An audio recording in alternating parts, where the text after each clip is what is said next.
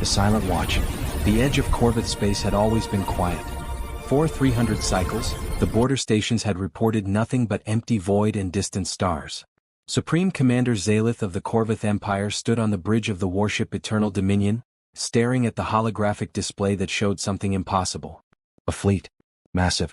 Unknown. And completely silent. Zalith was a veteran of 40 campaigns.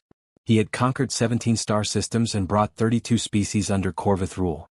His dark blue scales glinted under the bridge lights as he moved closer to the display. His 4 eyes narrowed as he studied the data. The fleet consisted of at least 200 vessels, each one larger than anything the Corvith had encountered in recent memory. When did they appear? Zalith asked his second officer, Mira, a younger Corvith with bright green markings across her scales. 16 hours ago, Commander, Mira replied, her voice steady despite the tension in the air. Our border sensors detected them suddenly. They weren't there and then they were. No warp signatures. No energy trails. They just appeared. Zalith's tail twitched with irritation. Ships did not simply appear. There were always signs, always traces. The fact that this fleet had materialized without warning meant their technology was far beyond what the Corvith understood. That thought made his blood run cold. Have they responded to our hails? He asked. No, Commander. We've sent 17 messages across all known frequencies. Nothing. They're just sitting there, holding position at the border. Zalith studied the fleet formation. The ships were arranged in perfect geometric patterns, each vessel maintaining exact distance from its neighbors. The precision was remarkable. Whoever commanded this fleet possessed discipline and coordination that rivaled even the Corvith military. What do we know about their design? Zalith asked, gesturing to the tactical officer. Officer Renth, a scarred veteran with missing scales from old battles, brought up detailed scans. The ships are unlike anything in our database, Commander. The hulls appear to be composed of layered alloys we cannot identify. Their energy signatures are stable but powerful. Each vessel generates enough power to match 3 of our battleships. The bridge fell silent. 300 Corvith battleships worth of power sat at their border, unmoving and silent. The implications were staggering. Could they be the Zenthari? Mira suggested, referring to an ancient race that had vanished millennia ago. Zalith shook his head. The Zenthari left this galaxy long before the Corvith rose to power. These ships are new. Recently constructed. Look at the hull plating. No wear. No damage. This fleet is fresh. He moved to the central command pedestal and activated the communication array himself. If whoever commanded this fleet refused to answer subordinates, perhaps they would answer the Supreme Commander of the Corvith Empire. Unknown fleet, this is Supreme Commander Zalith of the Corvith Empire. You have entered our territory without authorization. Identify yourselves immediately or be considered hostile. The message transmitted across space. Seconds passed. Then minutes.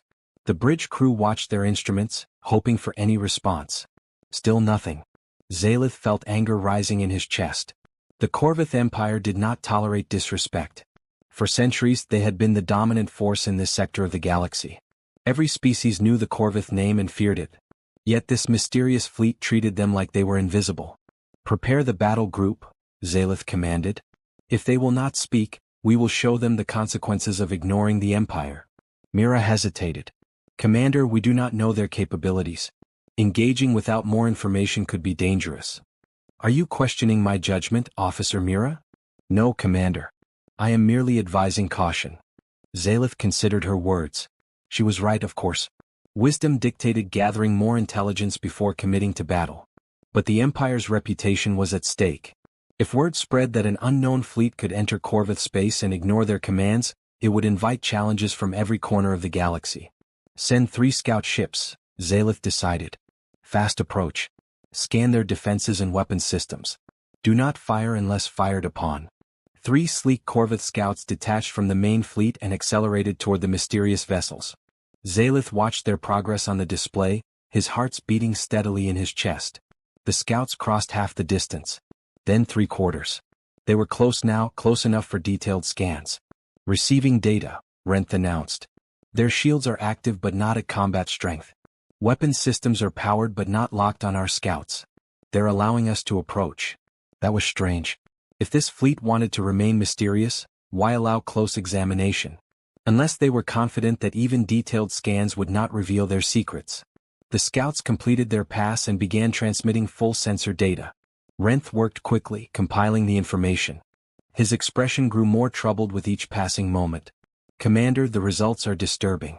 Their shield technology operates on principles we do not understand. Their weapons appear to be based on focused gravitational manipulation, something we have only theorized about. And their hull composition includes elements that should not exist naturally. Artificial elements? Zalith asked. Yes, Commander. Created through processes we cannot replicate. Whoever built these ships possesses scientific knowledge centuries beyond our own. The bridge crew exchanged worried glances. The Corvith Empire had always believed themselves to be at the pinnacle of galactic civilization. They had conquered every species they encountered through superior technology and military might. But this fleet suggested there were powers in the galaxy they had never imagined.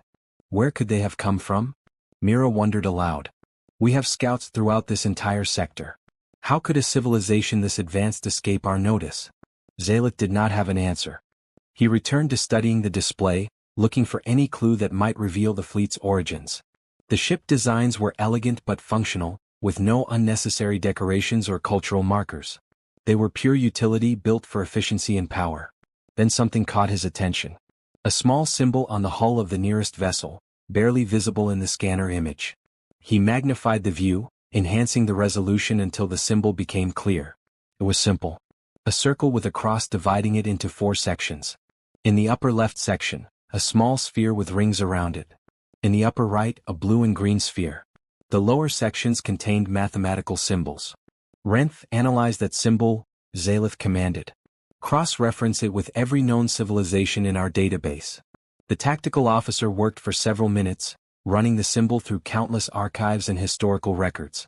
Finally, the computer produced a result. Commander, I have a match. But it cannot be correct. Show me. The display shifted, showing an old file from the Corvith archives.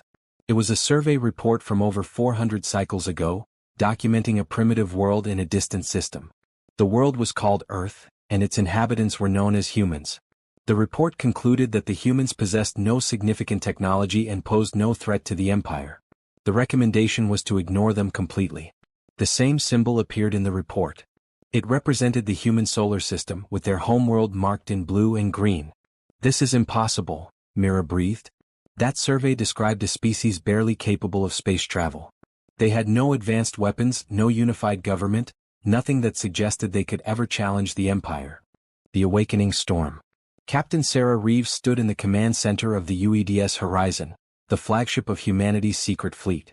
The vast viewport before her displayed the Corvith warships hovering in the distance, their weapon systems glowing with barely contained energy. She had spent 3 years preparing for this moment, but now that it had arrived, the weight of it pressed heavily on her shoulders. Captain, the Corvith commander has agreed to meet, reported Lieutenant Commander James Park, her communications officer. He's requesting a neutral location for discussions. Sarah nodded slowly, her dark eyes never leaving the Corvith fleet. Invite him aboard the Horizon. If we're going to change the galaxy's perception of humanity, we need to show strength, not fear. Inviting them onto our flagship? Park questioned, concern evident in his voice. That's a significant risk. It's a calculated one, Sarah replied. The Corvith respect power and confidence. Suggesting a neutral meeting place would make us appear cautious and weak. Inviting them here shows we fear nothing they can do. She turned to face her bridge crew, all of them handpicked from Earth's best military minds. This is what we trained for. The Corvith have dominated this sector for centuries because nobody challenged them. They've grown comfortable with their superiority. Today they learned that humanity will not bow. Within the hour, a Corvith shuttle approached the horizon. Sarah watched its progress from the observation deck adjacent to the main conference room. The shuttle was elegant in its design, built for speed and maneuverability. It docked smoothly and Sarah made her way to the reception area. Supreme Commander Zalith emerged from the airlock, flanked by 2 guards. He was impressive in person, standing nearly 7 feet tall with deep blue scales that reflected the ship's lighting. His 4 eyes studied everything with keen intelligence, taking in every detail of the human vessel. Supreme Commander Zalith, Sarah greeted him, extending her hand in the traditional human gesture. Welcome aboard the Horizon. I am Captain Sarah Reeves. Zalith looked at her outstretched hand for a moment before grasping it carefully. His grip was firm but controlled. Captain Reeves. Your ship is impressive. The Corvith archives severely underestimated your species. Archives can become outdated quickly, Sarah replied with a slight smile. Please follow me. We have much to discuss. She led them through the corridors of the horizon. Zalitha's eyes swept continuously across every surface, every panel, every crew member they passed. Sarah had instructed her people to appear professional but relaxed, working at their stations with practiced efficiency. She wanted the Corvith to see a crew that was competent and confident. The conference room was simple but elegant, with a large table made of earth oak and chairs designed to accommodate various species. A holographic projector sat in the center, currently displaying a rotating image of Earth. Your homeworld, Zalith observed as they took their seats. The survey report from 400 cycles ago described it as primitive, divided into competing nations, struggling with basic environmental management. That report was accurate at the time, Sarah acknowledged. But humanity has a gift for adaptation. We faced a choice 4 centuries ago: remain divided and stagnant or unite and reach for the stars. We chose unity. She activated the projector, and the image shifted to show Earth's solar system, then expanded outward to display dozens of human colonies spreading across multiple star systems. After we achieved global unity, we invested everything into education, science, and exploration. We studied every piece of alien technology we could find, reverse engineered it, improved upon it. Within 200 years, we had established colonies on 17 worlds. Zalith leaned forward, his attention fixed on the display. And you kept all of this hidden from the galaxy? How? Carefully, Sarah replied. We learned early that the galaxy is not a friendly place for new species. We studied the Corvith Empire's expansion, watched how you absorbed other civilizations. We saw the pattern. Any species that revealed strength too early became a target. Any species that appeared weak was conquered or ignored.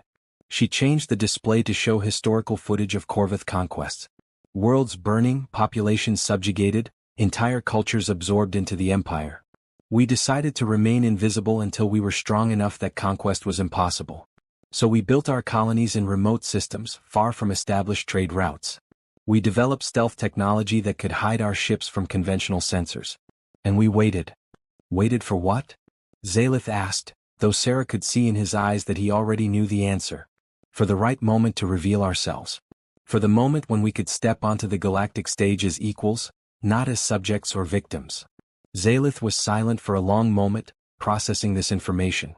You have been watching us, studying us, learning our weaknesses. Yes, Sarah admitted without hesitation. Just as you would have done in our position. The Corvith Empire is powerful, Commander. We respect that power. But respect and submission are not the same thing. She stood and walked to the viewport, gesturing for Zalith to join her. Together they looked out at the 2 fleets facing each other across the void. That fleet you see represents only a fraction of humanity's military capability, Sarah said quietly. We have shipyards and systems you've never surveyed. We have weapons technology your scientists would need decades to understand. We have allies among species you believe you've conquered, who have been waiting for someone to challenge the Empire's dominance. Zalitha's scales rippled with what Sarah had learned was a sign of agitation. You speak of war. Are you threatening the Corvith Empire? No, Sarah turned to face him directly. I'm offering you an alternative to war. The galaxy is larger than this sector, Commander. There are threats beyond your borders that neither the Corvith nor humanity can face alone. We've detected them. Signals from deep space. Ships using technology that makes both our fleets look primitive. She returned to the table and brought up new data on the projector. Sensor readings from humanity's most distant outposts showing strange energy signatures and unidentified vessels. Something is coming, Commander. Something that will make our current posturing seem foolish and petty. Humanity didn't reveal ourselves to conquer the Corvith Empire. We revealed ourselves because it's time for the galaxy's powers to stop fighting each other and start preparing for what's beyond our borders. Zalith studied the data carefully, his tactical mind analyzing the implications. These readings could be false. Created to manipulate the Empire into an alliance. They could be, Sarah agreed. But you're too intelligent to dismiss them without investigation. And deep down you know I'm telling the truth. The Corvith Empire has grown comfortable. You've spent centuries conquering weaker species and calling it strength. But true strength isn't measured by who you can defeat. It's measured by who you can stand beside as an equal. She sat down again, her expression serious. I'm not asking the Corvith to surrender or submit. I'm asking you to evolve. To recognize that the old ways of galactic power are ending. The galaxy is changing, Commander. Species are becoming smarter, more resilient. Technology is advancing faster than empires can control it. The choice before you is simple: adapt and survive, or remain rigid and eventually fall. Zalith returned to his seat, his 4 eyes studying Sarah with newfound respect. You are either incredibly brave or incredibly foolish, Captain Reeves. Perhaps both. Humanity has been called both many times throughout our history, Sarah replied with a slight smile. Usually right before we accomplish something impossible. And what is it you want from this meeting? What are your terms? Recognition, Sarah stated simply. Formal acknowledgement of humanity as an independent power with sovereign rights to our territories. Establishment of diplomatic relations between Earth and the Corvith Empire. And a mutual defense pact against external threats. That is a significant demand. The Empire does not make pacts with former primitives. Then perhaps it's time the Empire learned new customs, Sarah countered. Because those former primitives now command a fleet that could match your ship for ship. Because we possess technology you don't understand and cannot counter. And because refusing to acknowledge reality has never been a successful strategy for any empire in history. Zalith's tail moved in what Sarah recognized as contemplation. She had studied Corvith body language extensively, preparing for this encounter. Every gesture, every movement carried meaning. If I bring this proposal to the Imperial Council, they will demand proof of your capabilities, Zalith said finally. Words and projections will not convince them.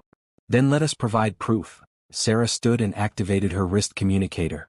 Commander Park, initiate Protocol Demonstration 7. Through the viewport, 3 human vessels detached from the main fleet. They moved with fluid grace, accelerating to speeds that made Zalith's eyes widen. The ships performed maneuvers that should have been impossible, turning at angles that would tear conventional vessels apart. Then they demonstrated their weapons. Beams of concentrated energy lanced out, striking prepositioned targets. The targets, massive asteroids that humanity had moved into position specifically for this demonstration, simply ceased to exist. No explosion, no debris field. They were there, and then they were gone, converted to energy by weapons that manipulated matter at the quantum level. Gravitational disruptors, Sarah explained. We learned that destroying things is easy. Any species can build weapons that explode and kill. True advancement is weapons that can unmake matter itself, returning it to base energy. Those 3 ships could level a planet's surface in hours. Our fleet has 600 of them. Zalith watched the demonstration in silence. Sarah could see the calculations running behind his eyes, the tactical assessments, the realization of what this meant for the Empire's military doctrine. You could have destroyed our border fleet before we even knew you were there, he said quietly. Yes, Sarah confirmed.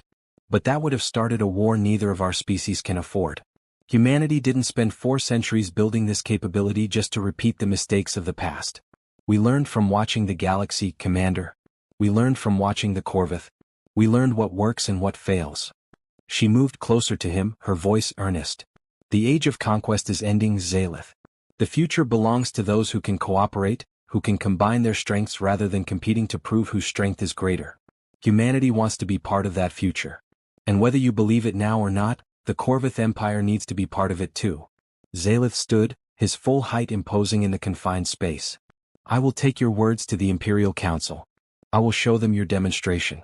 But I make no promises, Captain Reeves. The Empire has traditions and pride that run deep. I understand, Sarah replied. But pride is only valuable if you survive long enough to maintain it. Consider what I've said, Commander. Consider what those deep space signals might mean. And consider whether the Corvith Empire is stronger standing alone or standing with allies who can match your strength.